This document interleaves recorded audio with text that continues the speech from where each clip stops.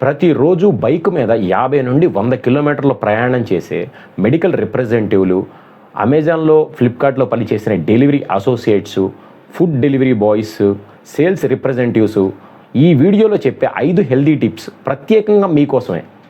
రోజు బైక్ ప్రయాణాన్ని ప్రారంభించే ముందు ఒక గ్లాసు నీరు తాగడం, అదేవిధంగా ప్రయాణంలో కూడా కొద్ది కొద్దిగా నీరు త్రాగుతూ ఉండడం వల్ల ఈ బైక్ ప్రయాణం వల్ల వచ్చే డీహైడ్రేషన్, దానివల్ల వచ్చే తలకాయ నొప్పిని కొంచెమైనా తగ్గించుకుంటూ ఉండొచ్చు. సరి అయిన పొజిషన్లో రైడింగ్ అంటే బండి మీద ప్రయాణించేటప్పుడు వంగి కూర్చోవటం, ఒక పక్కకు జరిగి కూర్చోవటం ఇలా చేయకూడదు.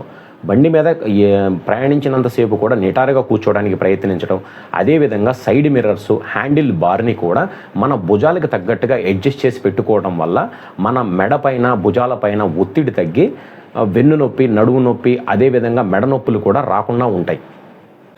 గంటల తరబడి బైక్పై ప్రయాణం చేయవలసి వచ్చినప్పుడు ప్రతి గంటన్నర 2 గంటలకు ఒక 5 నుండి 10 నిమిషాలు విరామం తీసుకొని భుజాలు, మెడ, నడుము, కాళ్ళు అలాంటివన్నీ ఒక 5 నుండి 10 నిమిషాలు స్ట్రెచ్చింగ్ ఎక్సర్సైజులు స్ట్రెచ్ చేసుకోవటం వల్ల చాలా మంచిది. వీటి నొప్పులు కూడా రాకుండా త్వరగా మజిల్ స్ట్రెయిన్ అయిపోకుండా కూడా ఉంటుంది.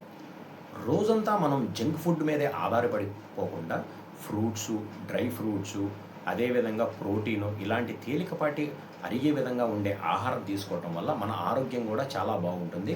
ఆరోగ్యం బాగుండటం వల్ల కూడా మనకి ఎటువంటి యాక్సిడెంట్లు ఇలాంటివి కూడా అవ్వకుండా మనం చురుగ్గా బ్రెయిన్ కానీ, మన కంటి చూపు కానీ పనిచేయడానికి చాలా బాగా ఉపయోగపడుతుంది సరి అయిన ఆహారం తీసుకోవడం వల్ల.